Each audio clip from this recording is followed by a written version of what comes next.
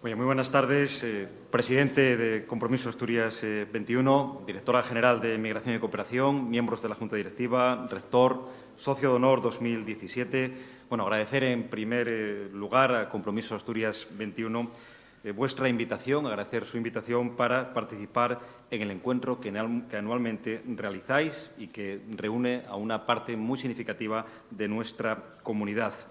Este encuentro tiene un significado especial porque coincide con el 10º aniversario de la creación de Compromiso Asturias 21 como proyecto innovador, orientado a poner al servicio del Principado de Asturias el talento y la experiencia de quienes, como vosotros y vosotras, desempeñáis vuestra actividad fuera de nuestra comunidad. Un periodo complejo y difícil, marcado sin duda por la crisis económica y sus efectos. Mi felicitación personal y la del Gobierno de Asturias por vuestro 10º aniversario y por haber consolidado una red estable de colaboradores, de socios agrupados en torno al mismo objetivo: avanzar en el bienestar y en el desarrollo presente y futuro de Asturias. Sin duda, un ejemplo relevante de quienes formáis esta cadena de valor y de talento lo constituye la persona que habéis designado este año socio de honor, el astrofísico Bruno Sánchez Andrade, quien desde sus responsabilidades en la NASA y en el Banco Mundial ha contribuido activamente a la resolución de problemas globales como el cambio climático, la erradicación de la pobreza y el desarrollo de los países más empobrecidos.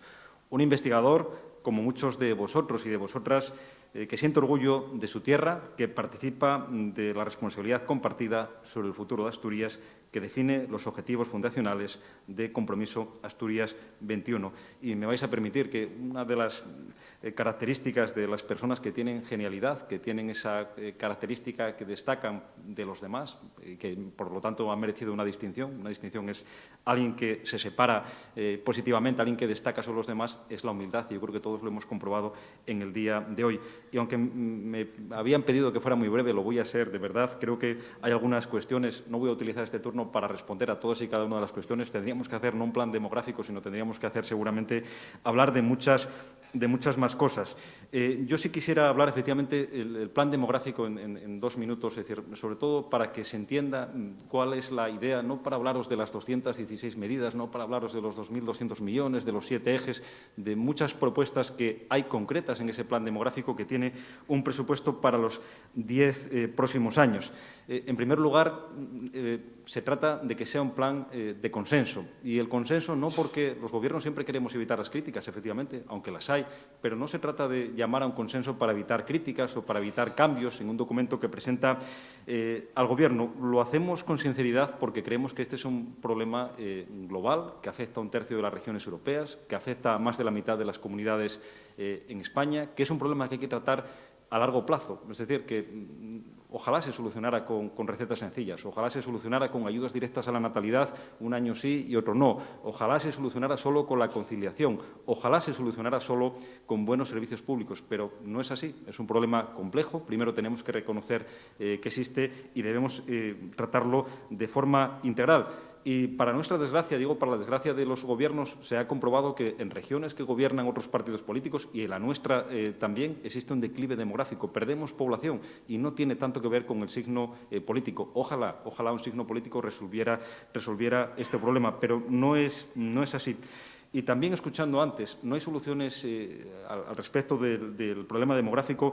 A mí me ha gustado, sobre todo, que no se ha planteado, no hay soluciones milagrosas. Es que no han funcionado, no hay ninguna receta que haya funcionado. Nosotros hemos copiado algunas de las cuestiones del plan de las Tierras Altas de Escocia, que ahora mismo es el que destacan todos los estudios como uno de los planes de desarrollo regional que más éxito tiene. Hay 3 áreas en Europa, en un continente que 1/3 de las regiones perdemos población. Hay 3 zonas en Europa donde sí, efectivamente, ha funcionado, pero también con otra serie de problemas. Uno en Francia, porque efectivamente Francia consideró en su día que tener población era importante, que tener mucha población era poder, que iba en consonancia con su potencia económica, y desde hace más de 40 años tienen ayudas directas a la familia, a la natalidad, y por lo tanto eso ha funcionado. Tiene otros problemas también. Expulsa a la mujer normalmente del mercado laboral, a ciertos sectores de la sociedad, pero efectivamente ha funcionado. Otro es el modelo nórdico. Ojalá pudiéramos copiar el modelo nórdico en todas y cada una de esas cuestiones, que tiene servicios públicos muy avanzados, de calidad, que tiene un desarrollo económico fuera de lo que se llama la banana europea de desarrollo, donde sí ha funcionado y donde si veis las proyecciones de población, esa población va a crecer en los próximos años. Y otro es el modelo anglosajón, y que también ha funcionado porque los servicios públicos se han extendido, pero son servicios públicos de muy poca calidad. Son servicios sanitarios, son servicios de educación que llegan a todo el mundo, prácticamente casi llegan a todo el mundo, pero tienen poca calidad, con lo cual la desigualdad se va aumentando. Bueno, con esto que os digo estoy simplificando demasiado y, por lo tanto, obvio los matices. Bueno, pues de todas y cada una de esas experiencias hemos intentado aprender algo para este plan demográfico. El Gobierno de España también está trabajando en una estrategia nacional. Yo creo que lo dijo el presidente del Gobierno de España, Mariano Rajoy, que este probablemente fuera el principal problema de la estructura económica y de la estructura socioeconómica de España, y el Gobierno de España también está trabajando en una estrategia. Y además de reconocer el problema y de proponer soluciones, el plan demográfico no tiene ninguna receta milagrosa. Yo creo que la fortaleza está en que es un plan integral, que abarca todas las cuestiones y que además advierte que cualquier tipo de plan sectorial, económico, social, de vivienda, de empleo, de desarrollo económico, tiene que estar conectado con el objetivo de ganar población y de revertir la situación.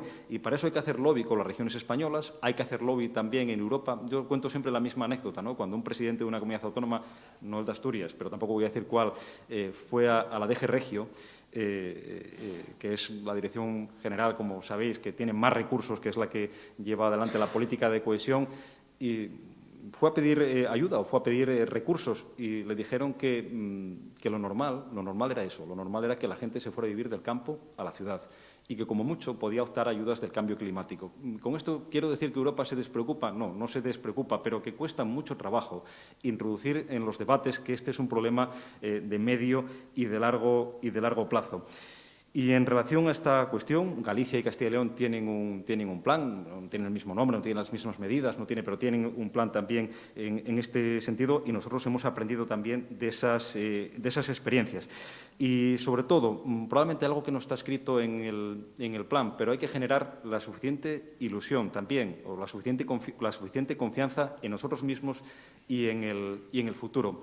Hay un departamento francés, yo no recuerdo ahora el nombre, pero es del centro de Francia, muy deprimido, en este caso demográficamente, que lleva décadas perdiendo población y ahora deben ir por los 80.000 habitantes.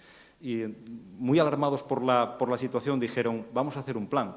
Y el plan se llama algo así como a por los 100.000 o para no bajar de 100.000. Hace mucho tiempo que ya bajaron de 100.000, ¿no? Pero que están vinculando todas sus políticas públicas, todo el plan del departamento, efectivamente, a ese reto demográfico.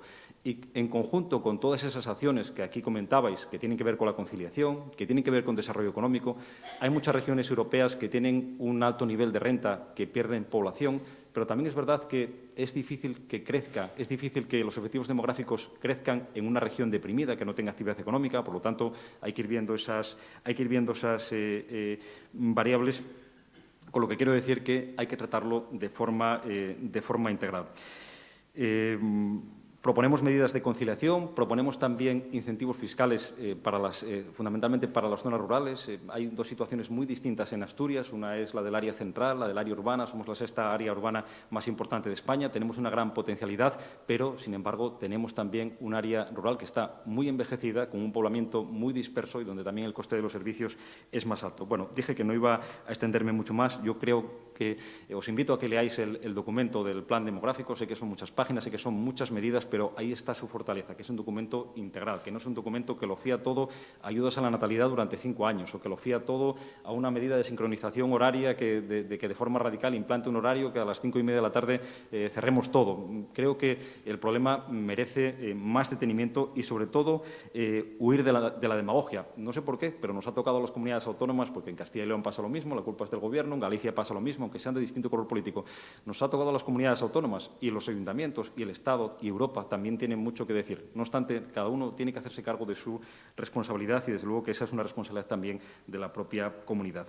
Y hablabais de muchas cuestiones y no quiero y no quiero extenderme. Y, efectivamente, en algunos de los discursos que hacemos y que decimos y que pensamos, hablábamos siempre de pasar de una Asturias de la localización industrial, de una ley implacable que marcaba dónde iba a estar localizada una industria y donde había un pinchazo de la autopista era donde se desarrollaba un área residencial y un área industrial. Pasamos de eso a hablar de desarrollo local y vosotros, además, habláis de desarrollo personal, ¿no? Yo creo que son cuestiones que hay que tener muy en cuenta. Yo leí no hace mucho Connectography y hablaba que lo importante no eran tanto los recursos de un país, de otro país, sino las conexiones, ¿no? Las conexiones que existen entre las ciudades, las conexiones que existen entre las regiones, y de que eso podía con todo. Y también recordando, ahora lo puedo decir porque ya no es el presidente de la región de Bretaña, el presidente de la región de Bretaña, en el Comité de las Regiones, nos sentamos al lado durante algunos años, comentaba, ustedes son una región con una marcada identidad. Y lo decía el presidente de la región de Bretaña, que probablemente sea de las que más identidad puedan tener de esas 300 y pico regiones europeas. Claro que es difícil que nos conozcan porque hay más de 300 regiones en Europa y tenemos que hacer efectivamente mucho más para que nos conozcan. Bueno, decía eso que a mí me impactó cuando lo dijo porque es una región que yo creo que presume de identidad de la buena, además, yo creo de identidad de integración. Pero decía otra cuestión más también. Oiga, ustedes tienen más quesos que nosotros.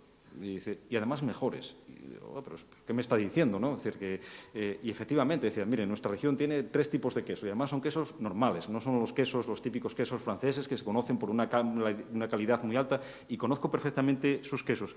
Tráiganlos, apuesten por ellos, apuesten por el futuro. Bueno, yo creo que eso da una imagen también de cómo se nos ve, fuera. Y hablabais sobre todo, en algunas de las intervenciones, de la mentalidad, ¿no? Lo que decía Brodel, del tiempo corto es el tiempo de la acción y el medio de las estructuras económicas y sociales. Y el largo es el de la política y el de la religión, porque es el de las mentalidades. Y eso, efectivamente, cuesta mucho. Y seguramente que si nos sentamos todos aquí en estas sillas hoy, pues diríamos que Asturias fue más, fue menos, o que ahora somos más o menos. Y sería difícil, seguramente, encontrar un punto de consenso. Por eso yo creo que hay que pensar también en el largo plazo. Y en relación a las cuestiones que tienen que ver con aprovechar el talento, yo quiero agradecer a vuestro presidente y a Compromiso Asturias 21, efectivamente, que haga siempre esas propuestas en positivo.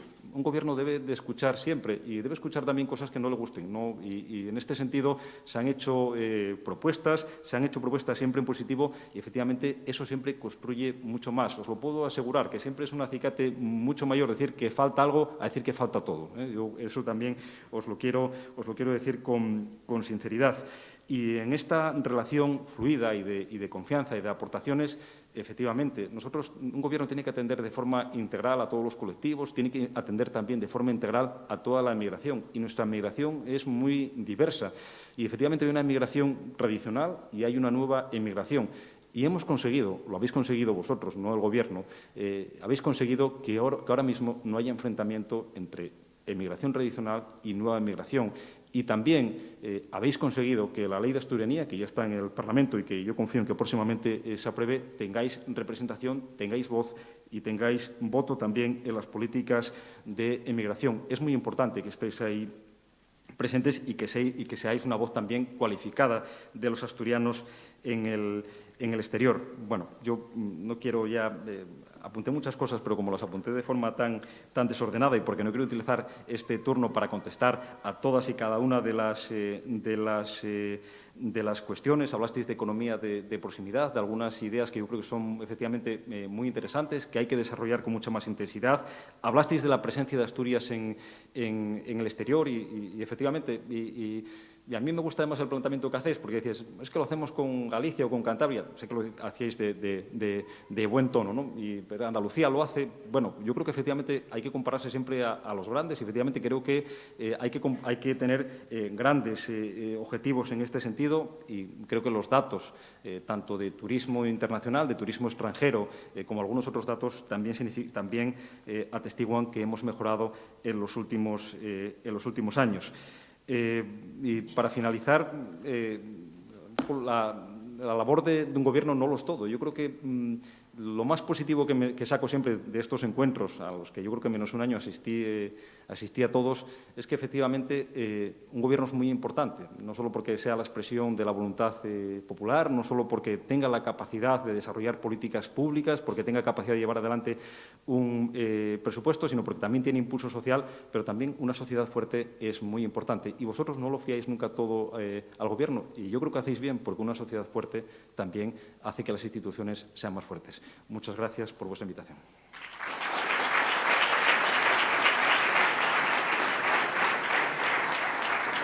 Bueno, pues gracias a todos. Simplemente invitaros a que sigáis acompañándonos. Hay un pequeño aperitivo en la planta baja, en el salón de la planta baja.